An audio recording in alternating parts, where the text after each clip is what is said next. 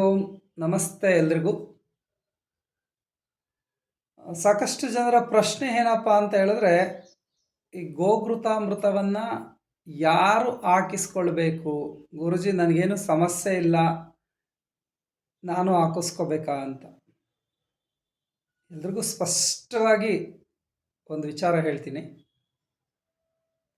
ಈಗ ಗಾಡಿಗೆ ನಾವು ಆಯಿಲ್ ಸರ್ವಿಸನ್ನು ಯಾವ ಗಾಡಿಗೆ ಮಾಡಿಸ್ಬೇಕು ಅನ್ನೋ ಪ್ರಶ್ನೆ ಉದ್ಭವ ಆಗುತ್ತಾ?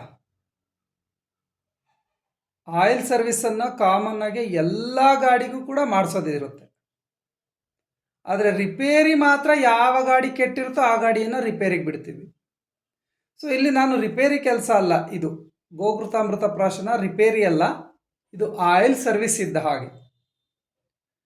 ಸೊ ಇದು ನಮ್ಮ ಸಹಜ ಆರೋಗ್ಯವನ್ನು ವೃದ್ಧಿಸಲಿಕ್ಕೆ ಇರುವಂತಹ ಒಂದು ಸಾಂಪ್ರದಾಯಿಕ ವಿಧಾನ ಆಗಿದೆ.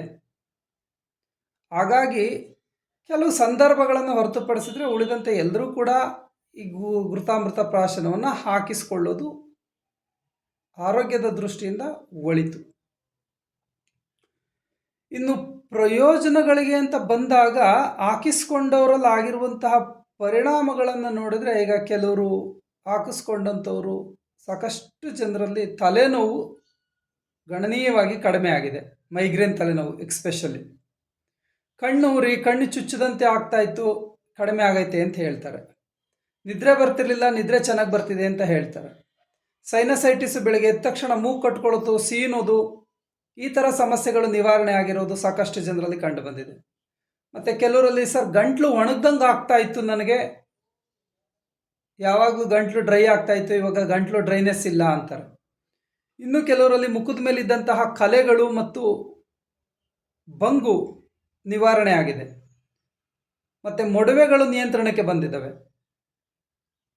ಮತ್ತು ಕೆಲವರು ತಲೆ ಸುತ್ತು ಕಡಿಮೆ ಆಗೈತೆ ಗುರುಜಿ, ಬಿ ಪಿ ಜಾಸ್ತಿ ಇರ್ತಾ ಇತ್ತು ನನಗೆ, ಯಾವಾಗಲೂ ಬಿ ಪಿ ಕಡಿಮೆ ಆಗಿದೆ ಅಂತ ಹೇಳ್ತಾರೆ. ಸೊ ಹೀಗೆ ಹಲವು ಆರೋಗ್ಯದ ಪ್ರಯೋಜನಗಳನ್ನು ಒಳಗೊಂಡಿರುವಂತಹ ಒಂದು ಸಾಂಪ್ರದಾಯಿಕ ಆರೋಗ್ಯ ವರ್ಧನೆಗೆ ಪೂರಕವಾದಂತಹ ಒಂದು ವಿಧಾನ.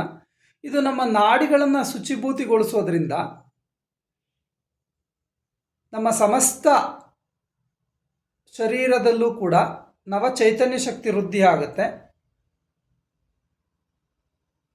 ಇದ್ರ ಜೊತೆಗೆ ನಮ್ಮಲ್ಲಿ ಕಣ್ಣು, ಕಿವಿ, ಮೂಗು, ಬಾಯಿ, ಶಿರೋಮಂಡಲದ ಅಂಗಾಂಗಗಳೇನಿದ್ದಾವೆ ಅವುಗಳ ಆರೋಗ್ಯ ವರ್ಧನೆಗೆ ಸಹಕಾರಿಯಾಗುತ್ತೆ.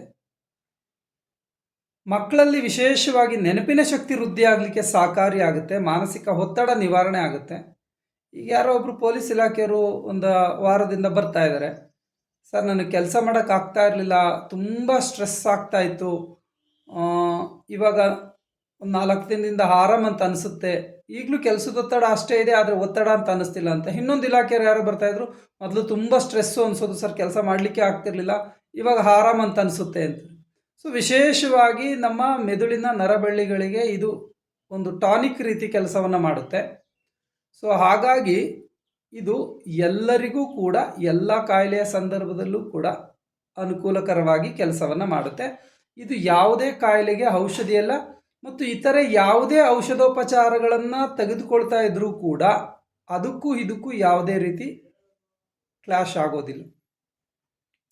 ನೀವು ಬೇರೆ ಯಾವುದೇ ಕಾಯಿಲೆಗೆ ಔಷಧಿಗಳನ್ನು ತೆಗೆದುಕೊಳ್ತಾ ಇದ್ದರೆ ಅದರ ಜೊತೆಗೆ ಘೃತಪ್ರಾಶನವನ್ನು ಮಾಡಿಸ್ಕೋಬಹುದು. ಒಟ್ಟಾರೆಯಾಗಿ ಇದು ನಮ್ಮ ಆರೋಗ್ಯ ವೃದ್ಧಿಗೆ ಒಂದು ಪೂರಕವಾದಂತಹ ವಿಧಾನವಷ್ಟೇ ಹೊರತು ಯಾವುದೇ ಕಾಯಿಲೆಗೆ ಚಿಕಿತ್ಸೆ ಅಲ್ಲ, ಇದು ಯಾವುದೇ ಔಷಧ ಅಲ್ಲ ಅನ್ನುವಂಥದ್ದು ತಮ್ಮೆಲ್ಲರಿಗೂ ಕೂಡ ತಿಳಿದಿರಲಿ. ಇಂತಹ ಸಹಜ ಆರೋಗ್ಯ ವೃದ್ಧಿ ವಿಧಾನಗಳನ್ನು ನಾವು ಅನುಸರಿಸೋದ್ರಿಂದ ನಮ್ಮ ದೇಹದ ಚೈತನ್ಯ ಶಕ್ತಿಯನ್ನು ಹೆಚ್ಚಿಸಿಕೊಂಡು ಆರೋಗ್ಯವಂತರಾಗಿರಲಿಕ್ಕೆ ಸಹಕಾರಿಯಾಗುತ್ತೆ. ಸೊ ಇದನ್ನು ಹೆಚ್ಚು ಜನ ಇದರ ಸದ್ಬಳಕೆಯನ್ನು ಮಾಡ್ಕೊಳ್ಳಿ, ಪ್ರಯೋಜನವನ್ನು ಪಡೆದುಕೊಳ್ಳಿ ಅಂತ ನಾನು ಈ ಮೂಲಕ ತಮ್ಮಲ್ಲಿ ಮನವಿಯನ್ನು ಮಾಡ್ಕೊಳ್ತೀನಿ. ಧನ್ಯವಾದಗಳು.